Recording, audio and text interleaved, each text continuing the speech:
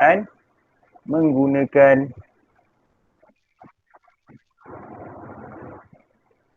Jadi penafian ni kita akan menafikan penyataan menggunakan perkataan bukan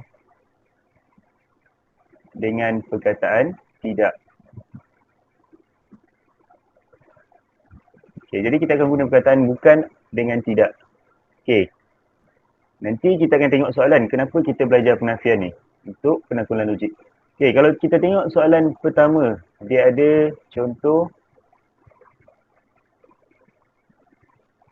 Contoh, kalau kita ada pernyataan yang berbunyi 12 ialah gandaan 5. Okay, jadi ini contoh pernyataan. Maksudnya dia menyatakan sesuatu. Dia kata 12 ni adalah gandaan 5. Okay, jadi kita tahu salah sebab apa 12 ni bukan gandaan 5. Jadi kita kena tulis penafian. Jadi penafian dekat sini kita tulis dia sebagai, kita akan tulis dia sebagai 12 bukan gandaan 5. Jadi ini contoh penafian. Yang mana tempat ialah ni, kan asalnya dia kata ialah gandaan 5. Jadi tempat ialah ni kita gantikan dengan perkataan bukan. Jadi bila kita dah tulis dia sebagai bukan tu, maksudnya kita dah menafikan. Kita dah menafikan pernyataan yang awal tadi. Yang awal tadi kita kata 12 tu gandaan 5. And then kita kata bukan. 12 ni bukan gandaan 5. Jadi itu adalah penafian. Okay, basically penafian ni nak kata kita nak lawan balik cakap dia. Okay. Kita nak lawan balik cakap dia. Maksudnya kalau dikata 12 ni gandaan 5, bukan. 12 ini adalah bukan gandaan 5. Okay, kita tengok contoh yang kedua.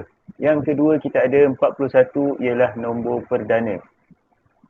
Okay, nombor 41 ialah nombor perdana. Dekat sini penafian dia silap ni. Penafian ni dia salin balik yang atas. Okay, tapi untuk yang kedua ni contoh dia, untuk penafian dia kita akan cakap 41 bukan nombor perdana. Jadi kita guna perkataan bukan. Kita guna perkataan bukan. Jadi 41 ialah nombor perdana. Kita nak menafikan dia, kita akan kata 41 bukan nombor perdana. Okey, contoh yang ketiga. Semua gandaan 5 ialah gandaan 10. Jadi semua gandaan 5 ialah gandaan 10. Kita nak menafikan dia, kita akan cakap bukan semua gandaan 5 ialah gandaan 10. Okey, itu contoh yang ketiga. Okey, tengok contoh yang keempat. Jadi kita ada contoh keempat, dia kata 0.4 meter sama dengan 400 milimeter. Jadi ini pernyataan. Maksudnya dia menyatakan sesuatu lah. Bila kita nak buat penafian, kita akan tukar perkataan dia. Jadi dekat sini perkataan dia sama dengan, betul tak? Jadi dia tak ada perkataan ialah. Jadi bila tak ada perkataan ialah, biasanya kita akan gunakan perkataan tidak. Jadi kita akan tulis 0.4 meter tidak sama dengan 400 milimeter. Okay, jadi kat sini kita tambah tidak dekat tengah-tengah ni. Kita gunakan perkataan tidak untuk menafikan. Okay, jadi itu contoh penafian. Ingat lagi sekali, jadi penafian ni kita nak menafikan pernyataan. Kita akan gunakan perkataan bukan dengan perkataan tidak. Okay, jadi itu topik yang pertama, penafian. Okay, seterusnya. Kita ada juga yang kita panggil sebagai pernyataan majmuk. Jadi kita ada yang kedua, pernyataan majmuk. Okey, jadi untuk pernyataan majmuk ni kita akan menghubungkan ataupun menggabungkan dua pernyataan. Okey, kita menggabungkan dua pernyataan. Macam mana cara dia? Dengan menggunakan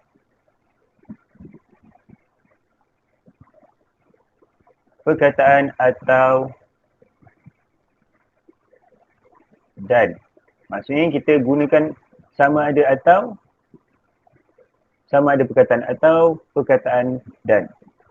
Kita akan guna dua ni. Jadi apa beza atau dengan dan ni? Kita ada yang kita panggil, jadi kita ada atau. Lagi satu kita ada dan. Okay, atau ni syarat dia salah satu pernyataan benar maka pernyataan majmuk dia adalah benar.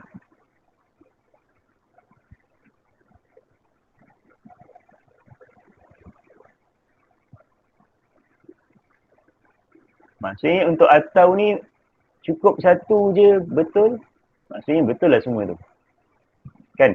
Sebab pernyataan majmuk ni adalah kita gabungkan dua pernyataan. Maksudnya asalnya ada dua pernyataan. Maksudnya ada pernyataan pertama, ada pernyataan kedua. And then bila kita guna perkataan atau untuk gabungkan dua pernyataan tadi, salah satu je benar, maka pernyataan majmuk itu adalah benar. Itu je syarat dia. Tetapi untuk dan, kedua-dua pernyataan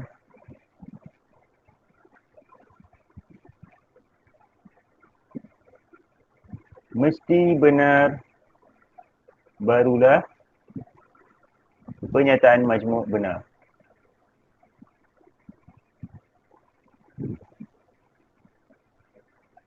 Okay, maksudnya untuk, kalau kita gunakan dan untuk menggabungkan dua pernyataan tadi, dua-dua pernyataan tu mesti benar dulu, barulah betul. Kalau salah je satu, kira palsu lah pernyataan majmuk tu. Sebab apa? Atau ni, dia salah satu boleh berlaku. Dan ni kedua-duanya berlaku serentak. Dia macam tu lah. Contohnya Ali dan Abu pergi ke kedai. Maksudnya Ali dengan Abu tu dua-dua pergi kedai. Tapi kalau ada Ali atau Abu pergi ke kedai, atau tu maksudnya salah seorang lah maksudnya. Jadi sebab tu kat sini keyword dia untuk atau adalah salah satu pernyataan benar. Tapi untuk dan kedua-duanya mesti benar, barulah pernyataan majmuk tu benar. Okay, jadi dia nampak macam DM kan. Tapi jangan risau, ini still dalam tajuk matematik. Okay, jadi kita tengok contoh. Kita tengok contoh pertama. Kita ada pernyataan satu. Pernyataan satu kita adalah 2 tambah 3 sama dengan 5. Jadi kalau kita tengok 2 tambah 3 sama dengan 5 ni adalah benar. Betul lah kan? Sebab 2 tambah 3 betul lah 5. Jadi dia adalah benar. Okey, pernyataan 2 kita 5 darab 1 sama dengan 6. Okey, jadi 5 darab 1 sama dengan 6 ni salah. Jadi salah kita panggil dia sebagai palsu. Maksudnya dia menipu lah. 5 darab 1 bukan 6. Jangan nak tipu kan. 5 darab 1 sepatutnya 5. Okey, jadi untuk kedua-duanya, bila kita gabungkan pernyataan majmuk, pernyataan majmuk dia akan jadi 2 tambah 3 sama dengan 5. Okey, contoh kita gunakan perkataan atau. 5 darab 1 sama dengan 6. Okey, jadi sebab salah satu dia dah benar, maksudnya nampak ni. 2 tambah 3 tu dah, 2 tambah 3 sama dengan 5 tu dah cukup benar dah. Okey, jadi untuk keseluruhan dia adalah benar. Macam tu je. Tak susah pun. Sebab apa dia gunakan perkataan atau tadi? Sebab atau salah satu benar, pernyataan majmuk dia adalah benar. Okey, tengok contoh yang kedua. Contoh kedua, pernyataan pertama kita 6 darab 6 sama dengan 16. Okey, 6 darab 6 sama dengan 16, salah. Sebab apa? 6 darab 6 sepatutnya 36. Okey, jadi 6 darab 6 sama dengan 16 ni palsu. Okey, kita ada pernyataan kedua. 6 darab 1 sama dengan 0. Pun palsu. Sebab apa? 6 darab 1 sepatutnya dah dapat 6. Okey, jadi bila kita gabungkan dia, gunakan perkataan atau. Jadi kalau kita tengok, perkataan majmuk kita adalah 6 darab 6 sama dengan 16 atau 6 darab 1 sama dengan 0. Pernyataan majmuk dia adalah palsu. Sebab apa? Kalau dua-dua palsu memang sah-sah lah dia palsu kan. Tak ada yang betul pun dalam ayat dia. Jadi pernyataan majmuk dia pun palsu. Okey, kita tengok contoh yang ketiga. 2 ialah nombor genap atau 3 ialah nombor ganjil. Jadi pernyataan pertama dia 2 ialah nombor genap. 2 ialah nombor genap ni benar. Sebab 2 memang nombor genap. Okey, 3 ialah nombor ganjil. 3 ialah nombor ganjil ni pun benar. Sebab nombor ganjil ni 3, 5, 7 dan seterusnya itu adalah nombor ganjil. Jadi dalam keadaan ni, kedua-dua pernyataan adalah benar. Jadi bila dia digabungkan dengan perkataan atau, kalau kita tengok 2 ialah nombor genap atau 3 ialah nombor ganjil. Jadi pernyataan majmuk dia adalah benar. Sebab syarat dia salah satu je. Kalau dua-dua dah benar, memang confirm dua-dua benar. Okey, contoh yang keempat. Segitiga ada 4 sisi dan pentagon ada 5 sisi. Jadi kalau kita tengok segitiga ada 4 sisi ni adalah pernyataan yang palsu. And then kalau kita tengok dia menggabungkan pernyataan majmuk ni gunakan perkataan apa? Dia gunakan perkataan dan. Okay, jadi kalau diguna perkataan dan ni, tengok dan syarat dia kedua-dua pernyataan mesti benar, barulah pernyataan majmuk itu benar. Jadi segitiga ada 4 sisi dan pentagon ada 5 sisi ni, jawapan dia adalah palsu. Sebab apa? Dia guna perkataan dan. And then kalau guna perkataan dan ni, kena dua-dua benar, barulah dia jadi benar. Okey, contoh yang terakhir, 5 lebih besar daripada 4. Okey, simbol tu maksudnya lebih besar. Kalau ada anak panah ke kanan, maksudnya lebih besar. 5 lebih besar daripada 4 dan negatif 4 kurang daripada negatif 1. Okey, anak panah ke kiri tu kurang maksud dia. Jadi 5 memang besar daripada 4, jadi benar. Negatif 4 kurang daripada negatif 1 pun benar. Betul lah, negatif 4 lagi kurang daripada negatif 1. Okay, analogi dia macam hutang RM4 dengan hutang RM1. Mana lagi besar? Maksudnya mana lagi banyak duit korang kurang. Jadi hutang RM4 ni, maksudnya lagi banyak korang kena bayar compare dengan hutang RM1. Okay, jadi dua-dua pernyataan ni kat sini benar lah. Jadi bila kita gabungkan guna perkataan dan, dia akan jadi pernyataan majmuk yang benar. Okay, jadi itu mengenai tajuk pernyataan majmuk. Nampak macam BM kan? Mesti korang confuse kan? Kenapa kena belajar perkataan majmuk semua ni? Ada sebab dia. Kita akan tengok soalan nanti. Okay, seterusnya yang ketiga kita ada tajuk dia, nama dia implikasi. Okay, kita ada tajuk yang nama dia implikasi.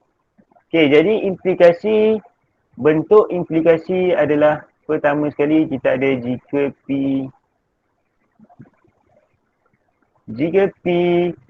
maka Q. Okay, jadi P dekat sini adalah pernyataan.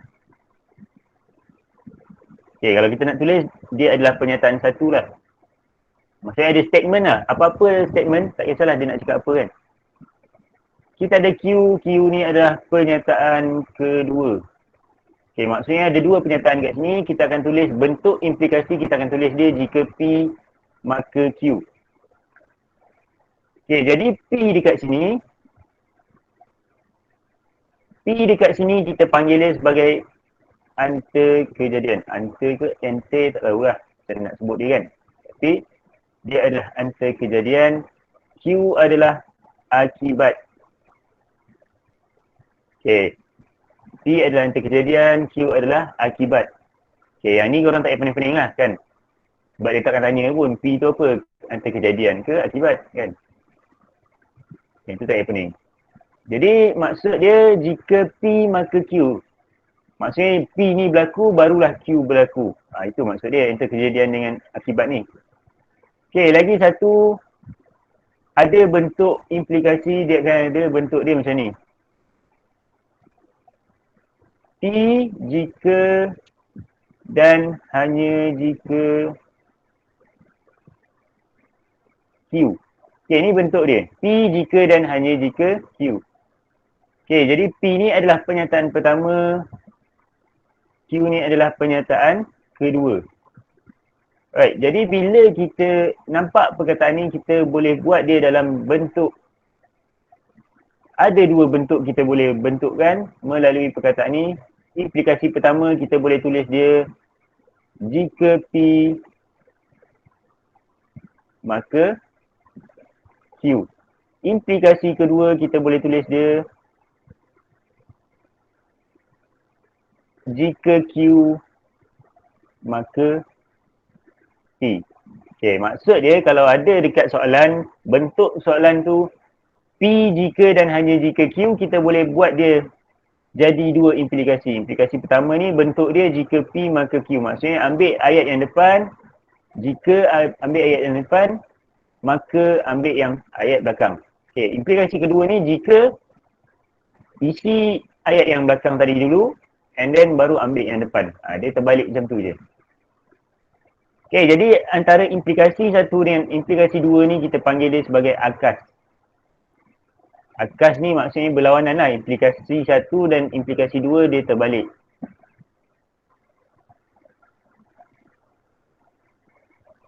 Okay, jadi kita tengok contoh.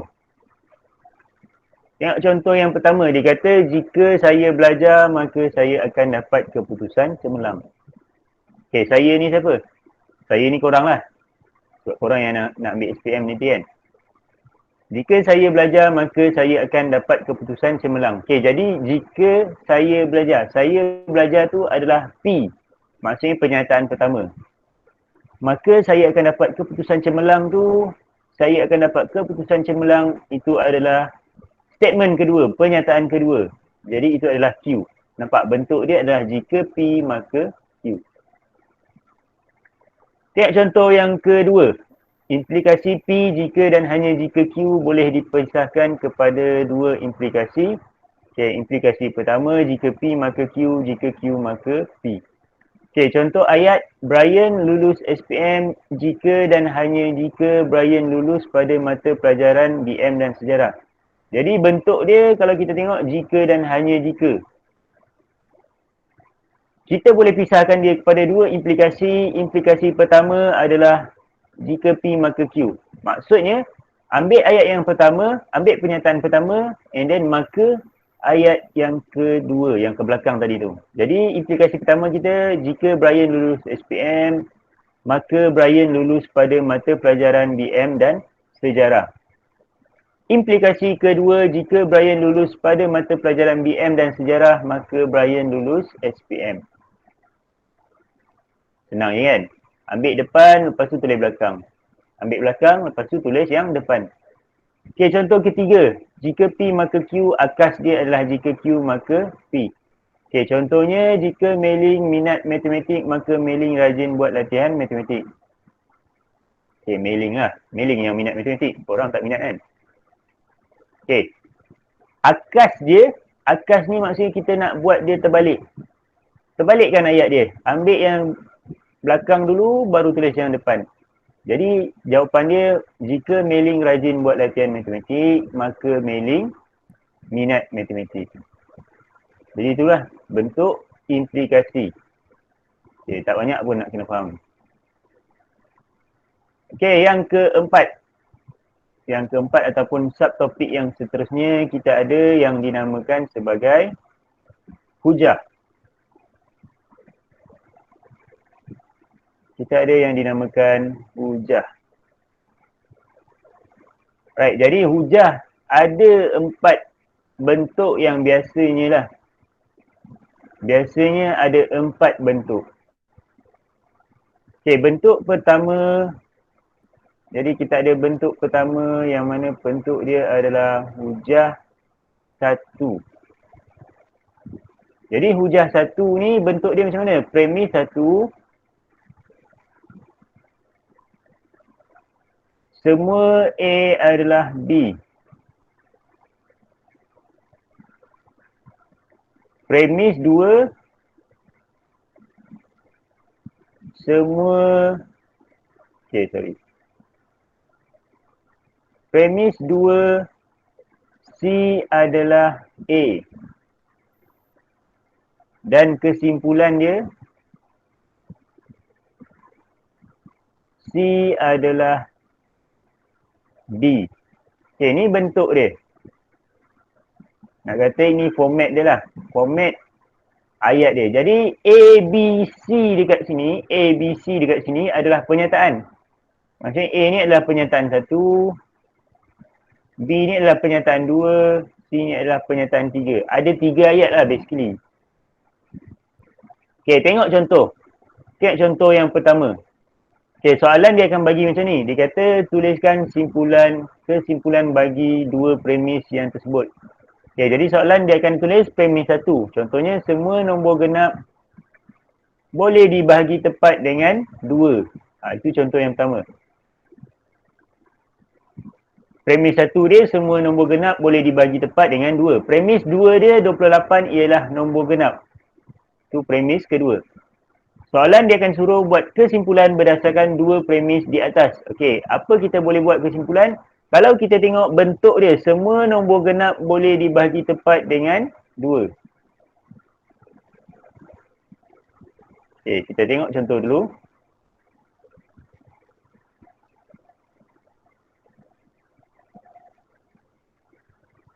Contoh pertama. Premis 1 kita dia kata semua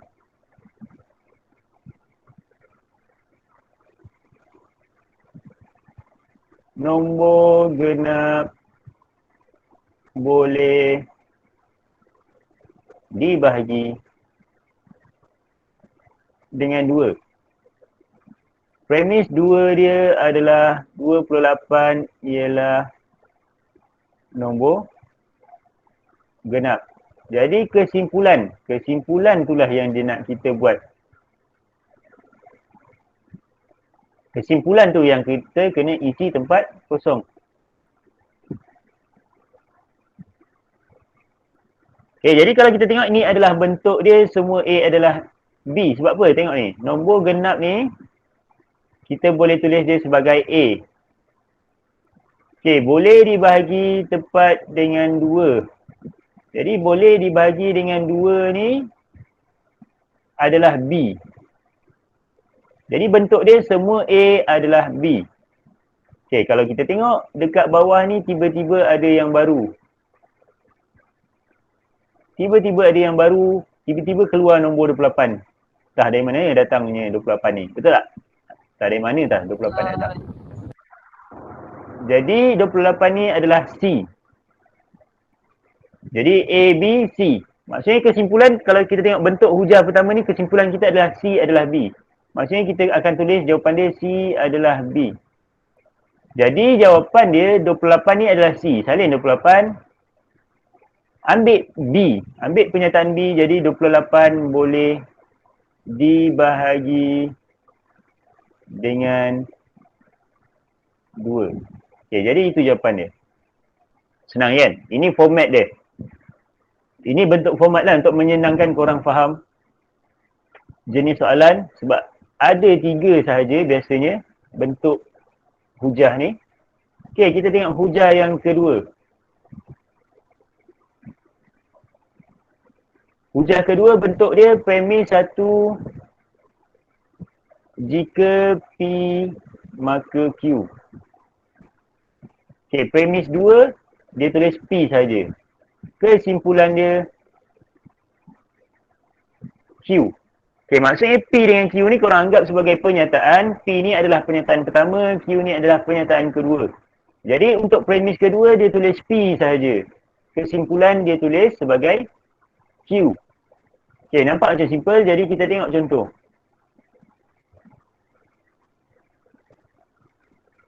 Tengok contoh yang kedua.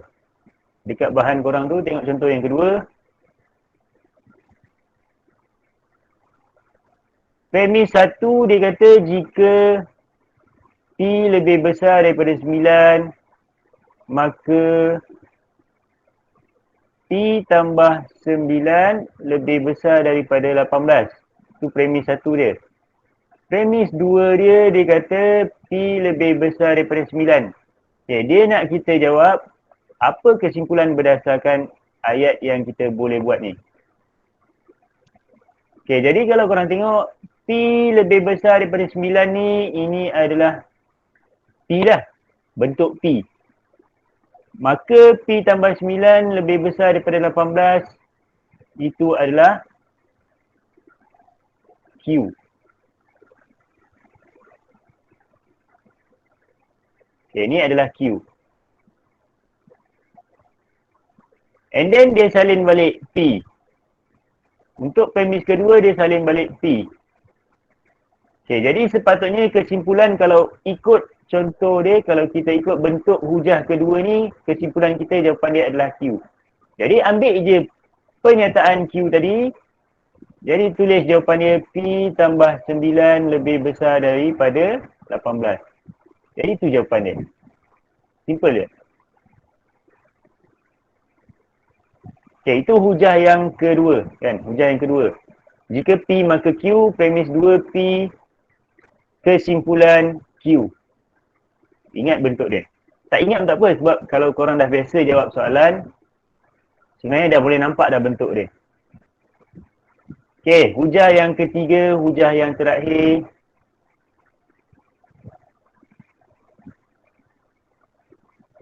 Bentuk yang ketiga. Jadi premis satu dia, bentuk dia jika P maka Q. Okay, premis kedua bukan Q. Kesimpulan dia bukan P. Nampak bentuk dia?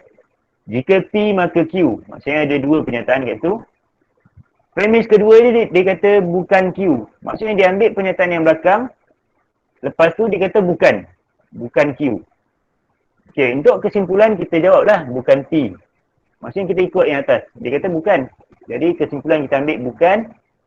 Tapi ambil statement yang belakang. Ambil statement yang depan. Okay. Tengok bentuk ni macam pelik kan. Yang bukan-bukan je bentuk dia kan. Okay, tengok contoh.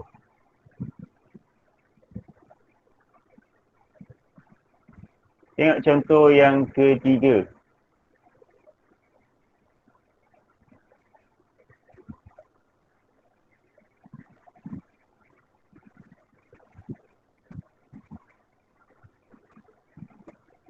Contoh yang ketiga, dia kata premis satu kita adalah jika cos X kuasa X darjah sama dengan 0.5, maka X darjah adalah 60 darjah. Premis 2 dia kata X darjah bukan 60 darjah. Kesimpulan yang kita boleh buat, apa kesimpulan yang kita boleh buat? Okay, kalau kita tengok bentuk ni, bentuk dia adalah bentuk yang hujah ketiga. Jadi maksudnya kita ada jika cos ni adalah P, maka X60 ni adalah Q. Jadi jika P, maka Q, bentuk dia. And then kita ada dekat sini, apa dia? Dia ambil yang ayat belakang.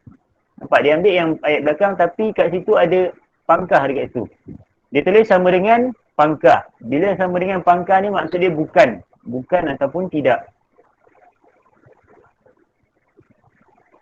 Jadi pangkah ni maksud dia bukan. Okay, jadi ini bentuk dia apa? Bentuk dia adalah bukan Q. Sebab apa? Q dia ambil yang belakang. Jadi sepatutnya kesimpulan kita bukan P.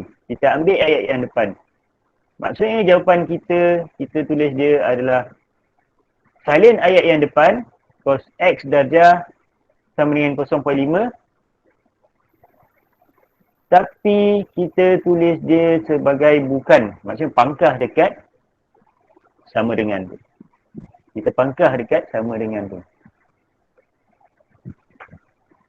Okay tak? Okay, jadi itu adalah bentuk-bentuk hujah. Dia ada 3 hujah.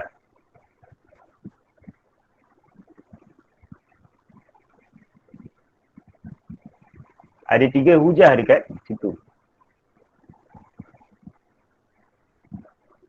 Okey, seterusnya. Okey, jadi ingat hujah ada 3 bentuk tadi. Tengok je bentuk dia. Fahamkan bentuk and then terus jawab ikut format dia.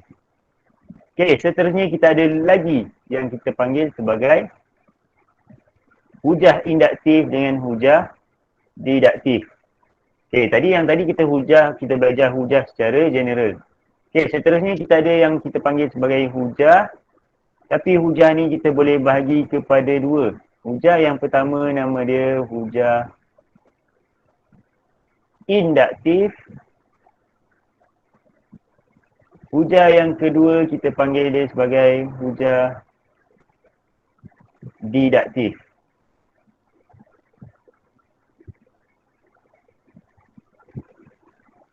Okay, jadi apa benda hujah induktif, hujah diduktif ni? Hujah induktif ni kita buat kesimpulan. Okay, jadi hujah induktif ni soalan akan bagi khusus, kan? Dia akan bagi ayat khusus ataupun pernyataan khusus.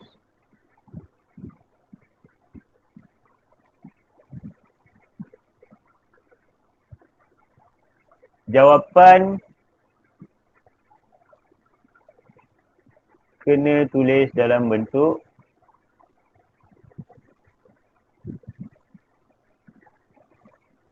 rumus. Okay, rumus ni apa? Rumus ni kalau dalam BI dia formula. Kan? Tahu tak faham kan? Rumus ni nampak rumus dia apa benda rumus tu? Rumus ni formula. Okay, jadi untuk hujah induktif ni soalan akan bagi pernyataan khusus.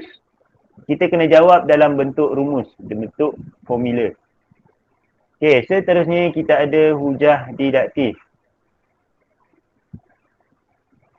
Kita ada hujah diduktif, jadi hujah diduktif ni dia terbalik dengan hujah induktif. Apa dia? Soalan akan bagi rumus.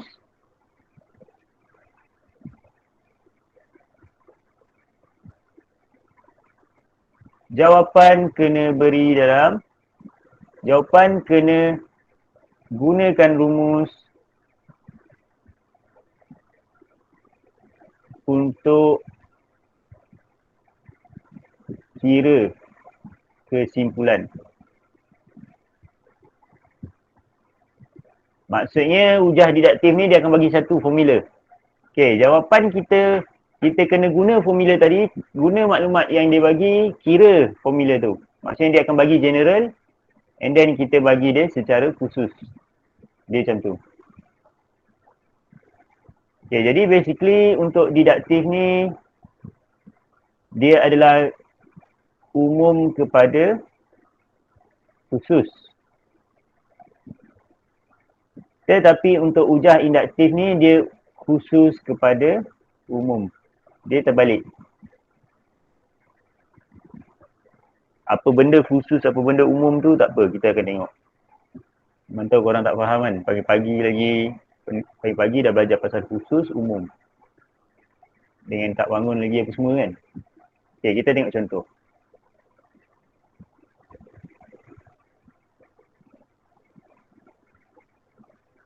Kita tengok contoh yang pertama.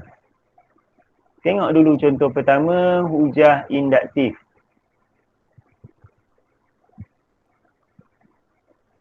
Okay, untuk jawab hujah induktif ada beberapa tips penting. Jadi tips dia pertama, yang sama salin. Okay, kedua kalau tak sama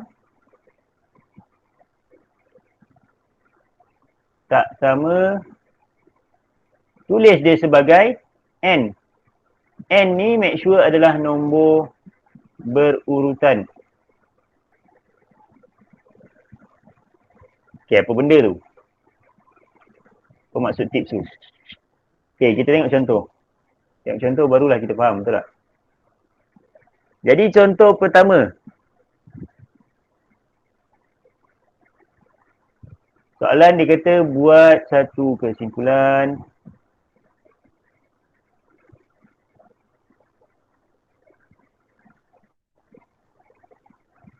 bagi nombor 3, 4, 5. Lepas tu dia bagi tahu 3 adalah 2 tambah 1, 4 sama dengan 2 tambah 2, 5 sama dengan 2 tambah 3. And then ada dot. Okay, ni soalan.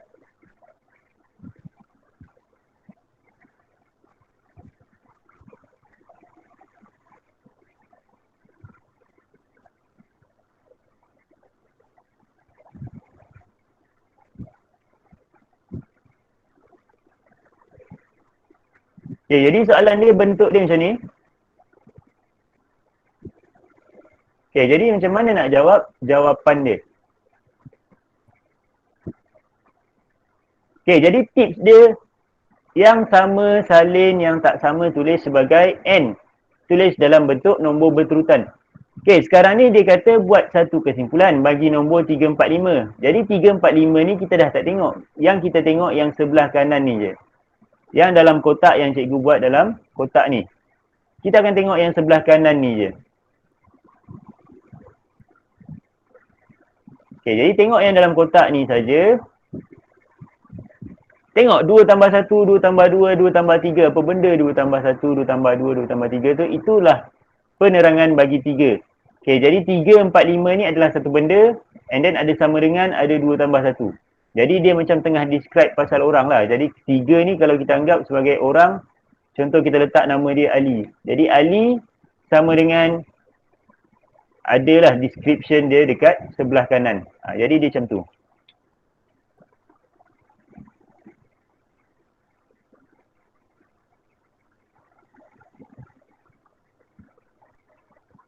Okay, jadi apa cara untuk jawab dia? Pertama sekali, tengok yang sama. Kalau kita tengok yang sama apa dia? 2 tambah ni sama. Dekat bawah pun ada 2 tambah. Dekat bawah ni pun ada 2 tambah. Okay, jadi jawapan ni dekat jawapan korang tulis yang sama tadi. Tulis 2 tambah. Sebab apa 2 tambah ni yang sama? Okay, yang sama. Dia berulang-ulang. Okay, and then dia kata apa? Yang tak sama N. Tulis sebagai nombor berturutan. Okay, tengok apa yang tak sama dekat sini. Jadi kalau kita tengok 1, bawah ni dah tak ada 1 lah. Bawah ni dia tulis sebagai 2. And then bawah ni dia tulis sebagai 3. Tapi kalau korang perasan, dia adalah nombor berturutan. Sebab apa? Lepas 1, 2. Lepas 2, 3. Jadi itu maksud dia nombor berturutan tadi. Okay, tulis dia sebagai N. 2 tambah N. Lepas tu tulis koma, tulis N sama dengan salin balik nombor berturutan tadi 1, 2, 3, dot. So ini adalah jawapan korang. So ini adalah jawapan untuk menjawab soalan hujah induktif. Faham tak? Faham Jadi ingat cara dia dulu. Yang sama salin, yang tak sama tulis sebagai N. Bentuk dia adalah nombor berturutan. Make sure nombor dia berturutan. Apa maksud nombor berturutan tadi tu? Maksudnya lepas 1 mestilah 2. Lepas 2 mestilah 3. Tak mungkinlah 1 lepas 1 5, betul tak? Itu maksudnya langkah bendul, kan? Jadi lepas 1 make sure 2, lepas 2 3. Mesti korang dah mahir mengira kan. 1, 2, 3 tak perlu ajar lah kan. So itu maksud dia. Ingat je 2 tips ni. Lepas ni boleh lah nak jawab soalan hujah induktif. Okay, tengok contoh yang kedua dulu. Tengok contoh yang kedua. Kita ada soalan dia kata buat satu kesimpulan.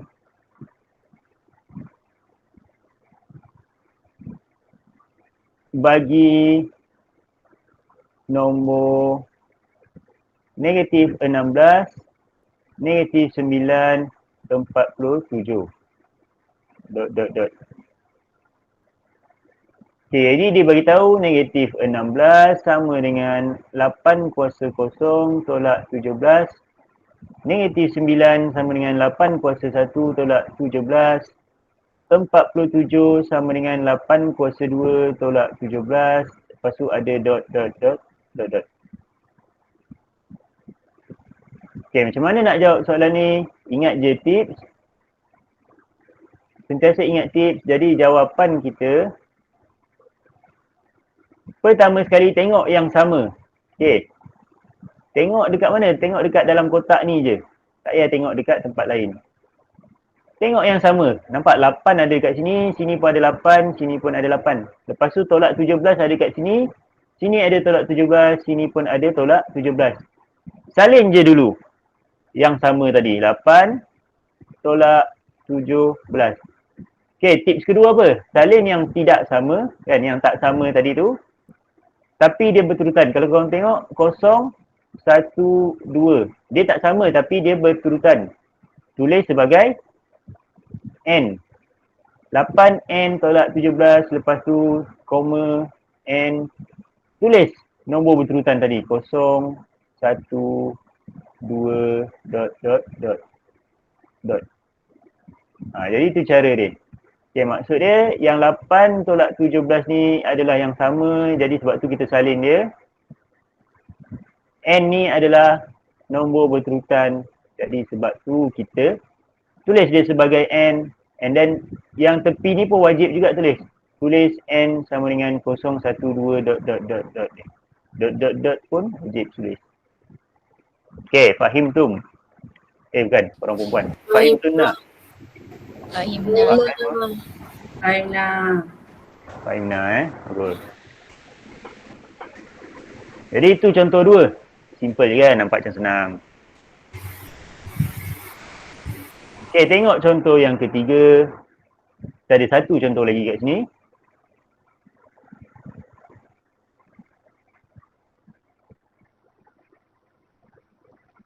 Contoh 3. Dia kata buat satu kesimpulan.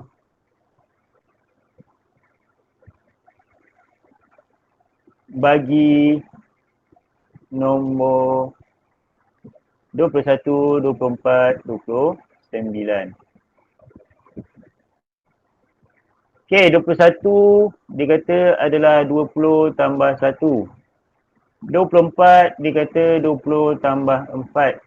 29 dia kata 20 tambah 9. Lepas tu dia kata dot. Okay, macam mana nak jawab dia? Pertama sekali tengok yang dalam kotak saja. Jangan tengok tempat lain. Jangan melalut. Alright. Pertama sekali tengok apa? Tengok yang sama. Jadi 20 tambah ni sama. Bawah pun sama. Bawah ni pun ada 20 tambah. Jadi tulis 20 tambah dulu. Okay, yang tak sama tulis sebagai N. Okay, jadi yang tak sama apa dia? Kita ada 149. Tapi ingat lagi tak? Tips kedua dia kata apa? Tak sama tulis sebagai N. Tapi make sure dia adalah nombor berurutan. Okay, lepas 1 betul ke 4? Mana betul kan? Lepas 1 patutnya 2. Lepas 1 patutnya 2. Lepas 2, 3 lah. Kenapa lepas 1, 4, lepas 4, 9? Maksudnya ada benda yang pelik kat sini. Dan ada rahsia yang dia simpan. Ada sesuatu yang dia perlukan kita tukar. Jadi apa yang kita boleh buat? Jadi kalau korang tahu sebenarnya 1 adalah maksud dia. 1 maksud dia adalah 1 kuasa 2. Sebab apa? Ya, kita keluarkan kalkulator magic kita. Okay, 1 kuasa 2 adalah 1. Okay, 4 ni sebenarnya boleh tukar jadi apa? Boleh tukar jadi 2 kuasa 2. Sebab apa? 2 kuasa 2 sama dengan 4. And then 9 ni boleh tukar jadi 3 kuasa 2. Sebab apa? 3 kuasa 2 adalah 9. Nampak magic kan? Magic ke tak magic? Tak magic kan? Korang nak tahu kan? Magic. Magic Suara tak ikhlas kan? Alright. 1, 2, 3. Jadi maksudnya 149 ni kita boleh tukar jadi 1 kuasa 2, 2 kuasa 2, 3 kuasa 2. Sebab kita dah tukar tadi, dah tak payah tengok dah 149 ni. Kita dah tukar dia. Maksudnya kita dah tukar baju dia, kita dah tukar dan make up apa semua. Tengok nombor baru. 102, 202, 302. Jadi 1, 2, 3 nampak dia berturutan, tulis sebagai N. Tulis sebagai N. Sebab 1, 2, 3 ni dia berturutan. 1, 2, 3. Okay, 1 ni, 2 ni, 3 ni adalah berturutan, tulis sebagai N. And then kalau korang perasan, setiap satu ni ada kuasa 2. Kuasa 2, kuasa 2. Okay, jadi kuasa 2 ni dia berulang. Dia benda yang sama. Jadi bila berulang, salin saja, kan? Jadi 20 tambah N kuasa 2. Jadi 20 tambah ni tadi tu adalah yang sama tadi. N ni adalah nombor berturutan. Kuasa 2 ni adalah nombor yang sama. Jadi jangan lupa buat tepi ni apa? Tulis N sama dengan 1, 2, 3. Ambil nombor yang berturutan tadi. Dot, dot, dot, dot. Jangan lupa sebab itu pun ada markah dia. Jadi ini jawapan korang. Senang kan? Easy peasy. Lemon squeezy.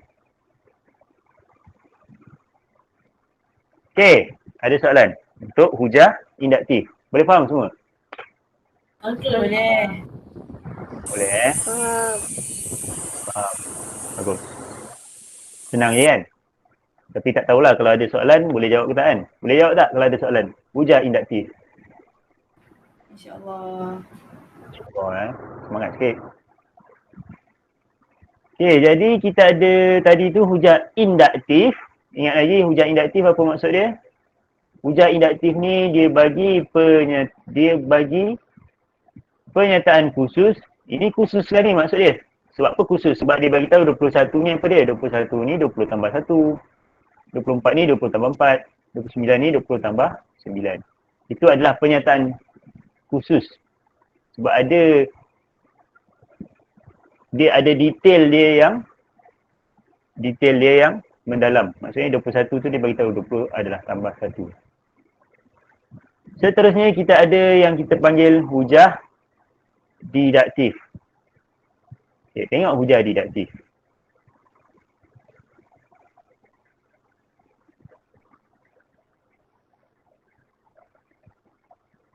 Hujah didaktif, jadi tengok dulu ayat dia. Soalan bagi rumus.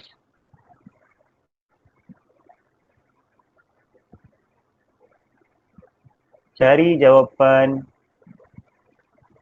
dari rumus. Okay, dia berbeza dengan hujah induktif tadi. Hujah induktif tu dia bagi khusus kena tulis rumus. Tengok contoh dulu. Contoh. A dia kata sebuah silinder dengan jari J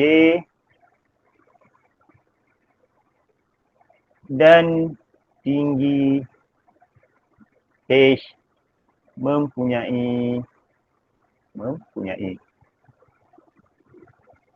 isi padu, panjang ayat dia. J kuasa 2H buat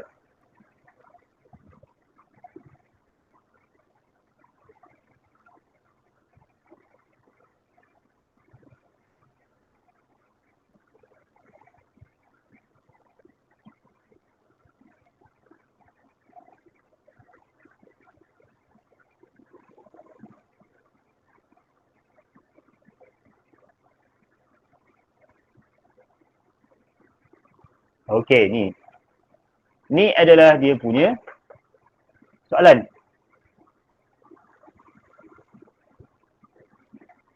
Ini soalannya. Dia kata apa? Kita ada sebuah silinder. Jari dia adalah J. Tinggi dia adalah H. And then dia bagi tahu formula adalah pi J kuasa 2H. Ingat, soalan akan bagi rumus. Soalan akan bagi formula. And then dia cakap buat satu kesimpulan bagi sebuah silinder dengan jari 7 cm. Lepas tu dia bagi tahu maklumat baru. Jari 7 cm. Tingginya 12 cm. Okay, cara untuk jawab dia, ini adalah tips daripada cikgu, tips mahal dan tips RM1,000. Jadi pertama sekali korang tulis rumus dulu. Dapat je soalan hujah didaktif, tulis rumus. Pi J kuasa H. Lepas tu buat apa? Tulis J tu apa maksud dia? J ni maksud dia jejari. Lepas tu masukkan nilai yang dia bagi. Jejari dia kata 7 cm. Lagi apa dia? H. Apa maksud H? H adalah tinggi. Tinggi dia bagi adalah 12 cm. Okay, ni tips dia. Buat je macam ni. Nampak macam remeh kan? Tapi yang remeh ni adalah akan membantu korang jawab soalan nanti. Jadi jawapan dia, maka isi padu silinder, salin balik formula pi J kuasa 2 H. Gantikan J dengan 7 ni, tulis pi darab 7 kuasa 2 darab H, gantikan dengan 12, 12 sama dengan berapa? Okay, keluarkan kalkulator korang.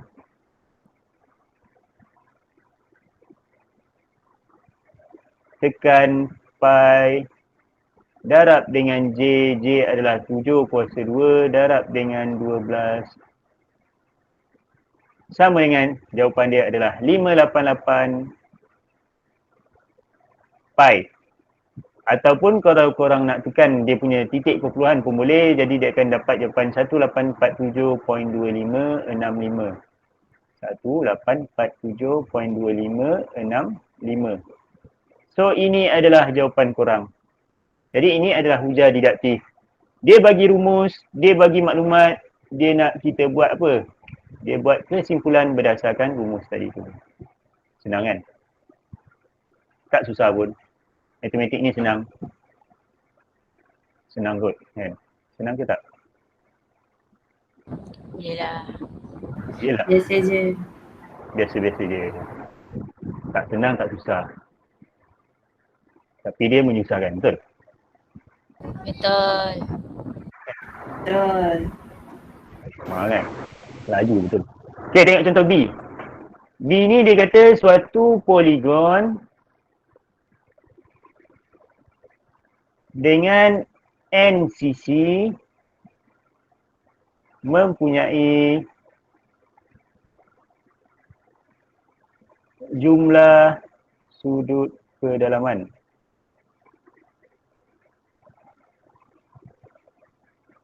N tolak 2 darab 180 bahagi dengan N. Lepas tu dia kata buat satu kesimpulan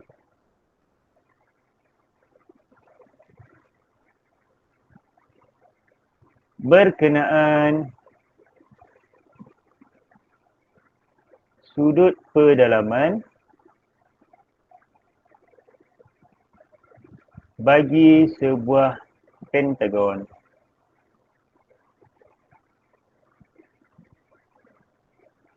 Alright. Jadi itu soalan dia. Okay, jadi apa tips tadi? Pertama sekali tulis dulu rumus yang dia bagi. Jadi rumus apa dia bagi? Dia bagi ni rumus. Jadi tulis dulu rumus dia. N tolak 2 darab dengan 180 bahagi dengan N. Lepas tu apa dia? Kita tulis N. Buat kita tulis N tapi kita tak tahu N ni apa. N ni adalah sisi. Jadi N ni adalah sisi. Lepas tu baca balik. Dia kata buat satu kesimpulan berkenaan sudut pedalaman bagi sebuah pentagon. Dia bagi tahu pentagon. Kan? Cara sebut dia pentagon. Yang sebut pentagon. Pentagon sisi dia adalah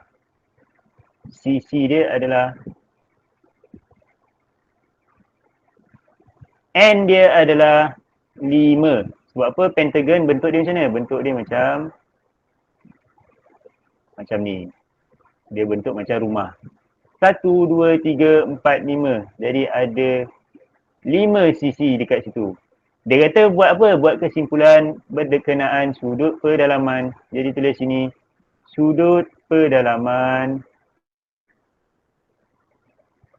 Tulis balik formula N tolak 2 darab 180 bahagi dengan N. Masukkan 5 dekat situ. 5 tolak 2 darab 180 bahagi dengan 5. Tekan kalkulator. Ikut je macam dia buat. Kalau ada kurungan, buat kurungan. 5 tolak 2 darab 180 bahagi dengan 5. Dapat jawapan dia 108. Okey. Faham tak faham? Faham tak faham? Faham. Terus. Okey, jadi untuk macam ni, kalau ada korang, ada setengah yang tak tahu cara tekan kalkulator. Okey, untuk kalkulator hitam biasanya, untuk kalkulator hitam ni dia, okey, ni cara untuk tekan kalkulator hitam. Jadi, kurungan N tolak 2 darab 180. Okey, buat kurungan lagi besar. Kan? Maksudnya ada dua kurungan kat sini. Tulis kurungan besar dulu. Kurungan N tolak 2, tutup kurungan darab 180. Tutup kurungan and then bahagi dengan 5. Ini cara tekan lah untuk dalam kalkulator hitam. Ni kalau nak tekan sekali harung. Kalau nak buat atas dulu boleh, maksudnya nak darab dengan 180 dulu, baru bahagi dengan 5 pun boleh. Itu cara dia. Okay, ada soalan? Tak ada. Tak ada. Cuba Lepas ni cikgu tak bagi dah. Tak ada soalan. Ada soalan tanya sekarang. Kalau ada yang tak faham. Tak ada Untuk semua perform kan. Okay, kalau tak ada soalan macam biasalah. Kan? Cikgu dah pernah explain, maksudnya korang kena buat latihan. Okay, jadi cuba buat dulu latihan. Page 36 ni, dekat bahan korang. Buat dulu yang page 36 ni. Buat yang ni je, 1 sampai 5. Okay, berapa minit nak? 5 minit okay? Sebab ada 5 soalan. So, try buat dulu. Lepas 5 minit, kita bincang. Okay, buat sekarang. Ada soalan tanya? Jangan malu, jangan segan. Dan jangan tidur.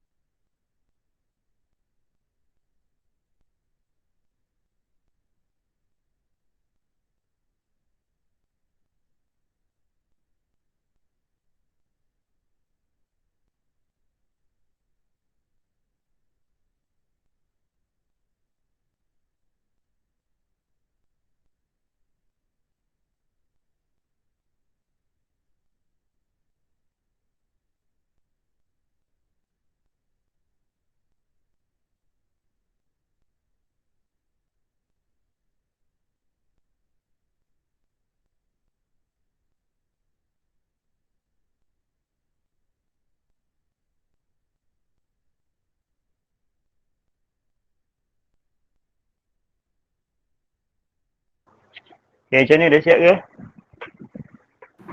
Dah. Siap. Okay, tengok soalan.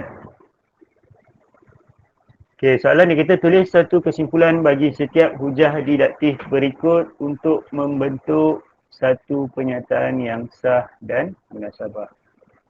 Okay, soalan satu, premis satu dikata semua integer negatif lebih kecil daripada kosong. X ialah integer negatif. Okay, siapa nak jawab soalan satu? Saya Silakan. kesimpulan dia X lebih kecil daripada kosong. Yes, betul. Jawapan dia adalah X lebih kecil daripada kosong. Alamak. Sekejap Okay, so jawapan tadi dia adalah X lebih kecil daripada kosong.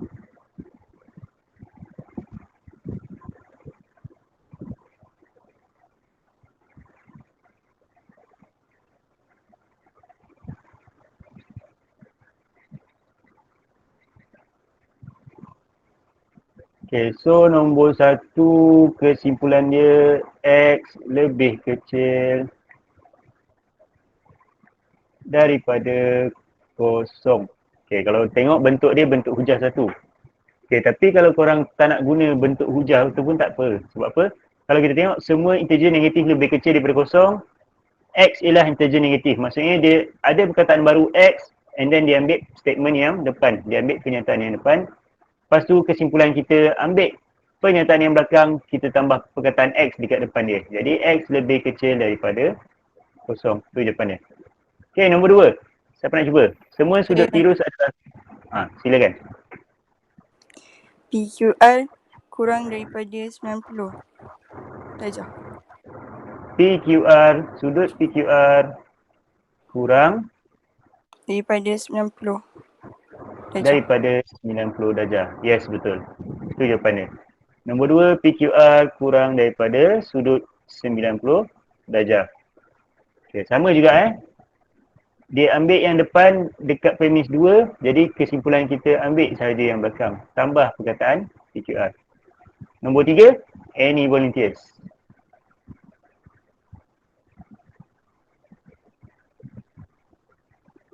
So soalan nombor 3, premis 1 dia kata jika X ialah gandaan 4, maka X ialah gandaan 2.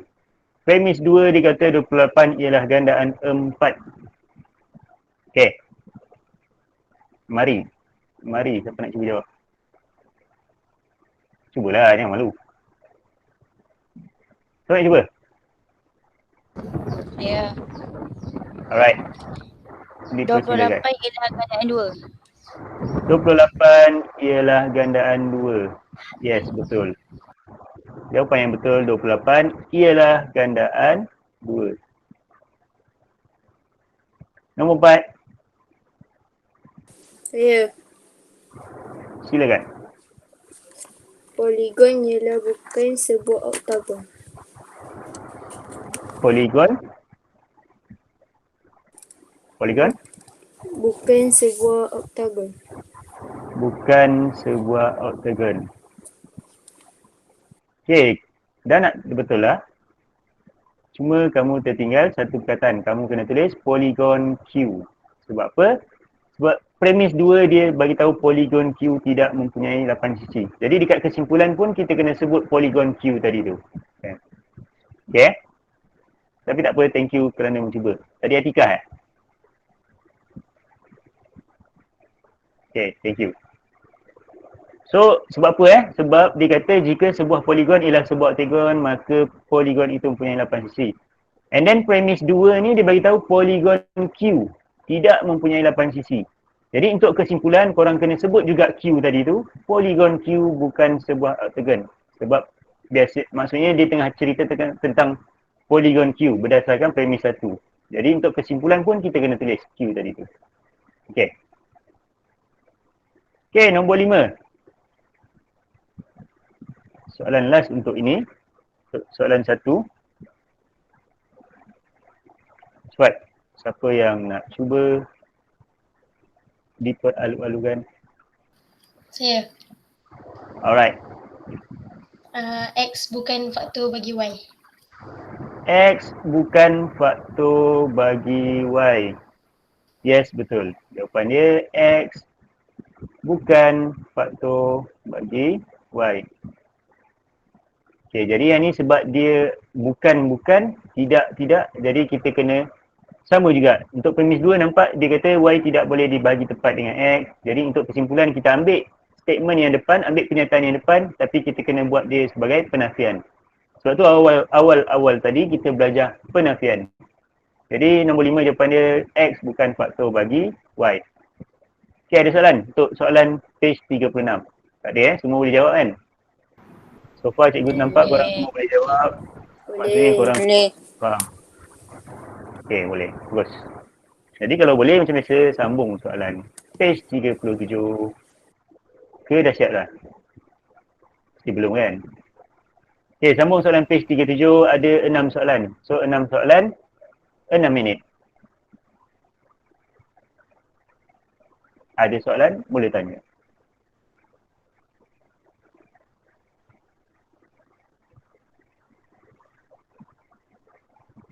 So kat sini ada banyak soalan penakulan logik. Cikgu dah kumpul lah banyak untuk korang. Ada banyak ni. Tak tahu apa soalan ni. So kalau semua boleh jawab soalan ni, so maksudnya nanti dekat SPM kalau keluar penakulan logik, korang dah boleh skor lah.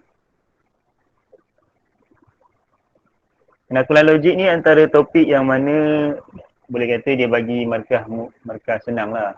Sebab soalan dia senang. Jadi target untuk dapat full mark untuk tajuk penakulan logik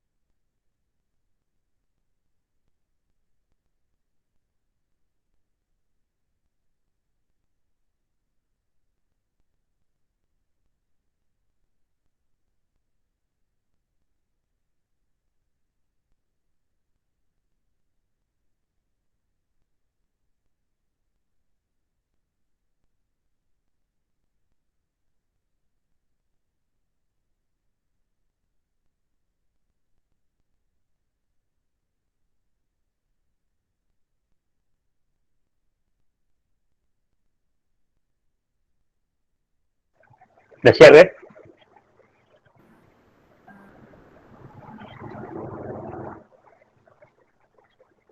Aku macam makin kurang orang ni. Ada yang lari je.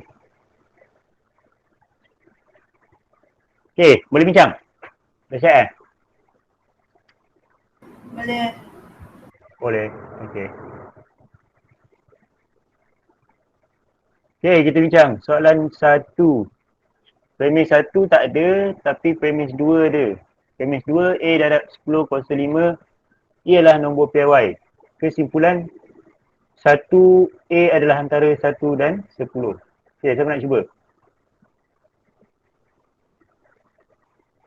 Page 37, nombor 1. Premis 1. Okay, agak-agak apa premis 1 dia?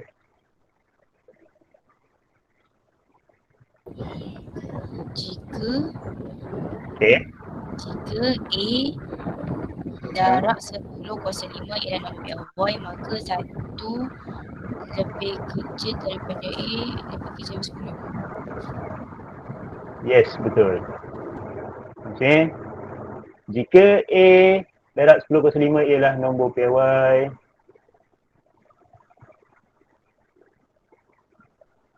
maka A lebih besar daripada 1, lebih kecil daripada 10. So, itu jawapan dia. Okay, thank you. Itu jawapan untuk nombor 1. Nombor 2, dia bagi premis 2. 5 tambah X sama dengan 9, X sama dengan 4. Okay, siapa nak cuba? Saya nak cuba je. Saya. Jangan gaduh.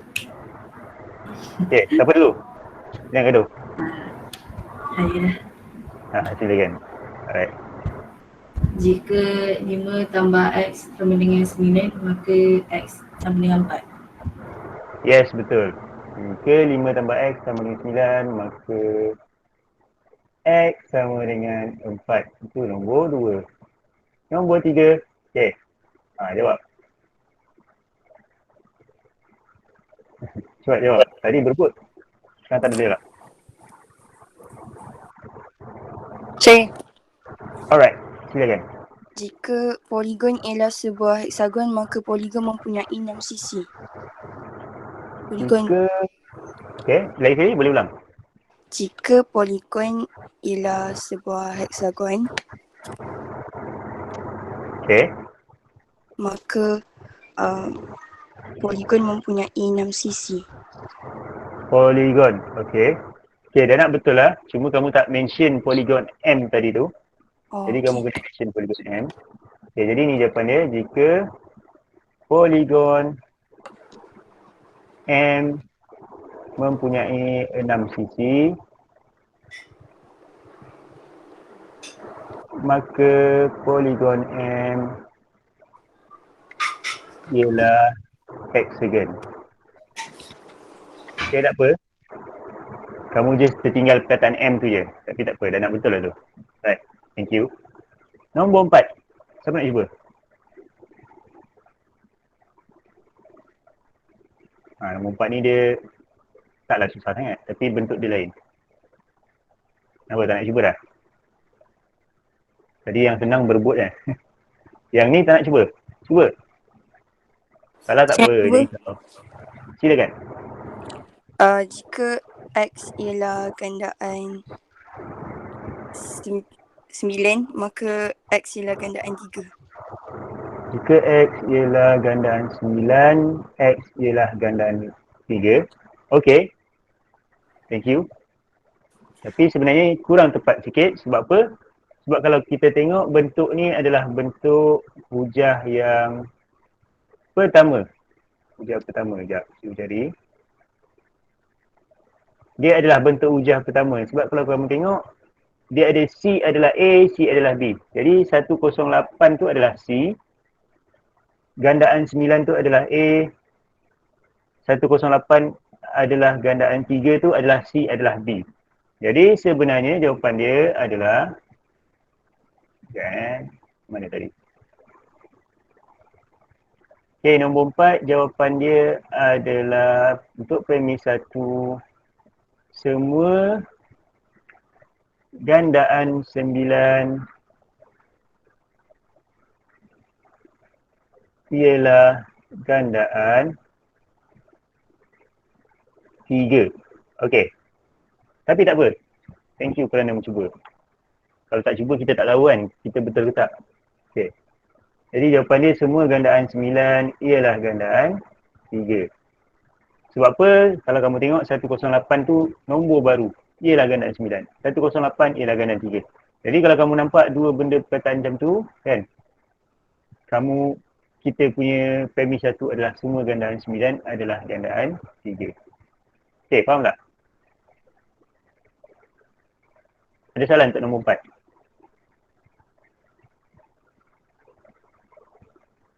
Nombor 5 dan nombor 6. So, nombor 5. Ada nak cuba?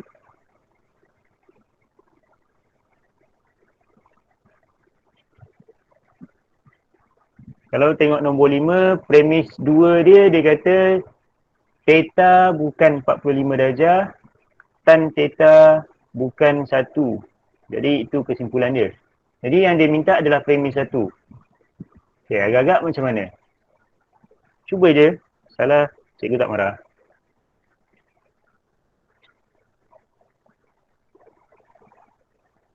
Okay, ada volunteers? Saya. Okay, terus. Silakan. Jika tan delta ialah 1, maka delta ialah 45 darjah.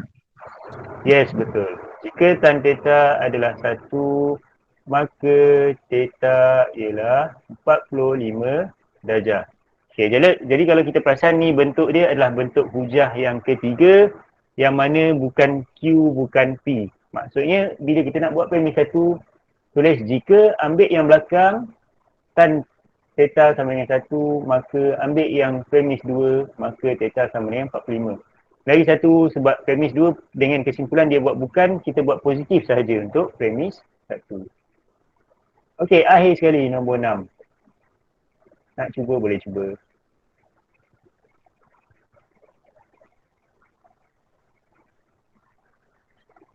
Silakan cuba. Cuba. Saya lah. Saya. Alright, silakan. Jika A, B, C ialah trirangkap Pythagoras, maka A kuasa 2 tambah B kuasa 2 sama dengan C kuasa 2. Yes, betul. So jawapan dia jika A, B, C ialah trirangkap Pythagoras, maka A kuasa 2 tambah B kuasa 2 sama dengan C kuasa 2. Okey, jadi itu jawapan untuk nombor 6. Okey, ada soalan? Cikgu tengok semua dapat betul kan? Semua dapat betul. Kalau ada yang silap pun silap sikit je. Jadi tak ada masalah. Maksudnya korang faham. Okey, sambung untuk soalan 38. 38 ni pun sama je. Cuma 38 ni dia nak minta premis 2. Okey, cuba dulu.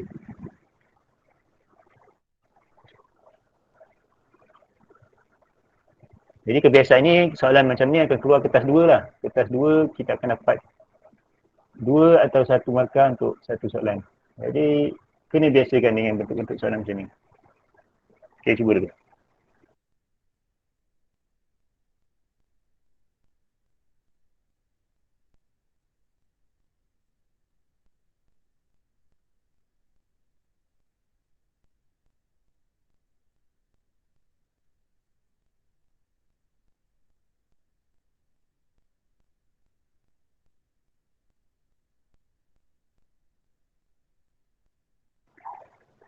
Ada yang tak dapat bahan ke? Kalau ada yang tak dapat bahan, bagi tahu eh. Sebab dalam bahan tu ada nota juga. Jadi senanglah kalau korang nak dekat exam nanti nak refer, boleh refer. Kalau tak dapat, benda cik dekat ni. Kalau tak dapat bahan, bagi tahu eh.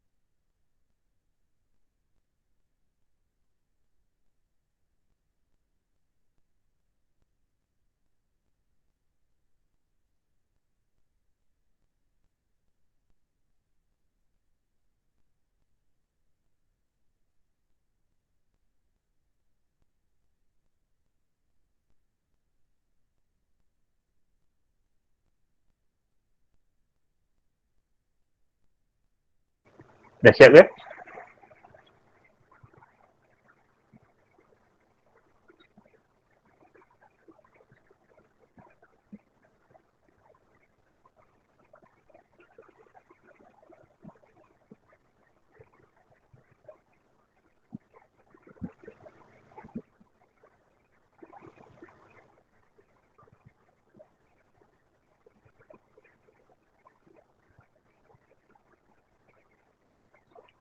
Okay, dah siap? Muka surat 38. Dah. Wah, laju korang buat. Alright, kita bincang. Nombor 1, premis 2. Kerja mana?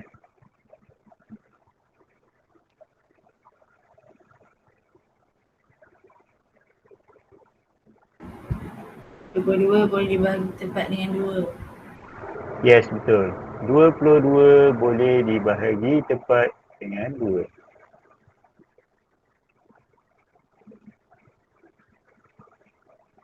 Okay, jadi sebab apa kalau kita tengok premis 1, jika suatu nombor boleh dibahagi tepat dengan 2, maka nombor itu ialah nombor genap. Kesimpulan dia kata 22 ialah nombor genap. Maksudnya kita kena masukkan 22 dekat premis 2 tadi tu. Nombor 2.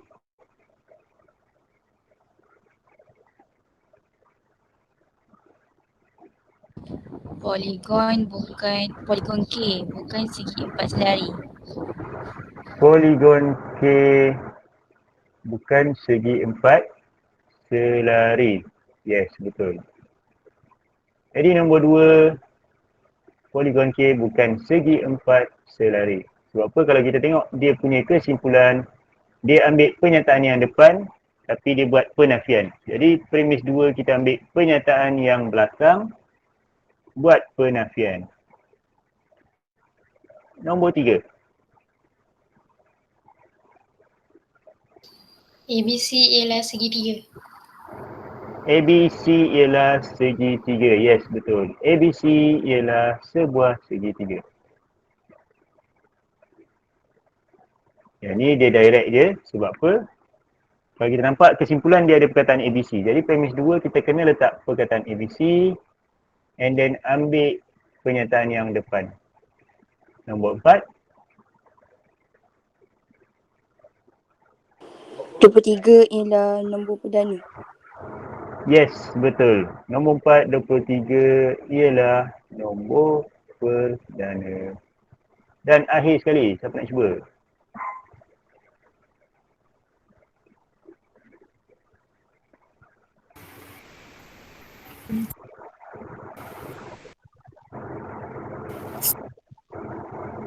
Nak cuba ke tak?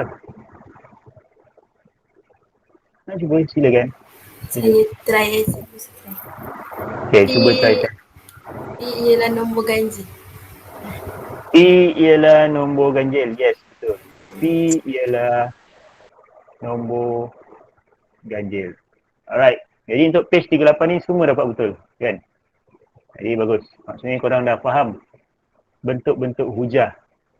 Jadi tak kisahlah dia suruh premis 1 ke, premis 2 ke, kesimpulan semua korang boleh jawab kan. Okay, dan untuk soalan last untuk hari ni, cikgu nak korang buat soalan 40. Jadi soalan 40 ni hujah induktif. Okay, jadi soalan 40 ni bagus untuk bagi korang familiar dengan pattern untuk hujah induktif. Sebab biasanya pelajar dia hadapi masalah untuk jawab soalan hujah induktif je.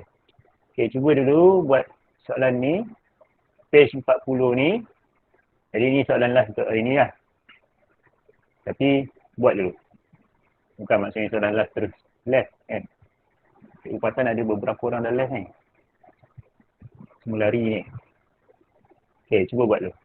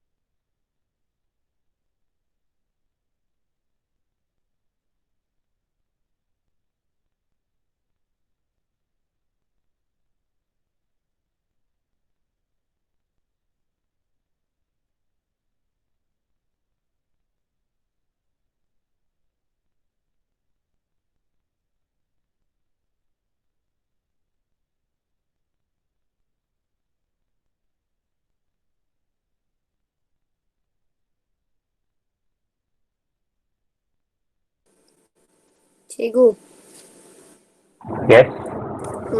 kalau nombor tu tak sama kan memang macam mana nak tukar? Kalau nombor tu tak sama, lepas tu dia Tak berurutan ikut tak? turutan. Dia tak ikut turutan. Dia kalau tak ikut turutan, kamu kena tukar dia yang macam sebelum ni kita buat. Kalau 1, kita boleh tukar dia jadi 1/2. 4, kita boleh tukar dia jadi 2/2. Jadi macam tu. Kalau soalan nombor apa ni? Nombor 6. Nombor 6 kan? Jadi kalau kamu tengok 1 boleh tukar jadi 1/2. 4 boleh tukar jadi 2/2. 9 boleh jadi 3/2. 16 boleh jadi 4/2 dan 25 boleh jadi 5/2. Jadi tukar macam tu. Okey, baik. Okey. Cuba dulu.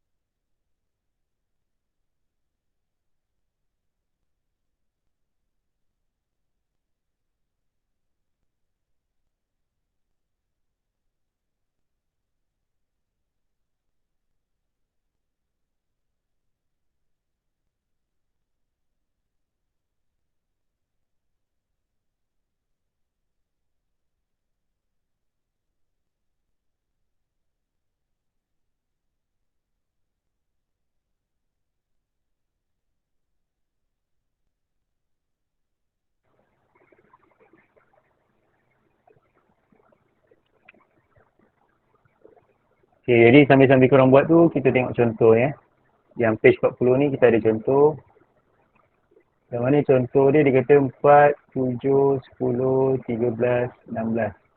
Dia suruh buat kesimpulan. Jadi tengok yang tepi ni je.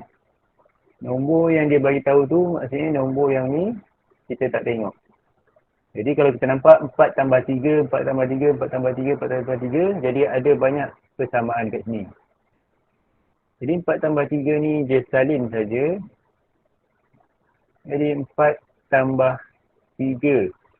Kurungan pun sama juga salin. Tutup kurungan. Tolak 1 pun sama. Jadi salin.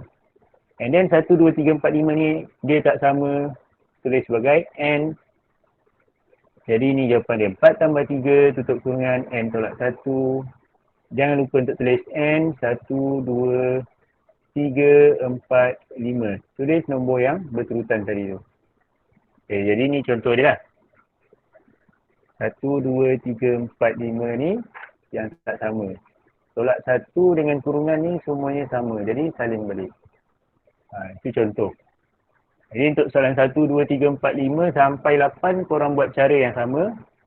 Kalau nombor tu tak berturutan, kena tukar maksudnya. Okay, untuk soalan 1 sampai 8 kita tak sempat bincang sebab sekarang ni dah pukul 1. So kita akan bincang next week. Jadi ada soalan setakat ni untuk kelas kita hari ni.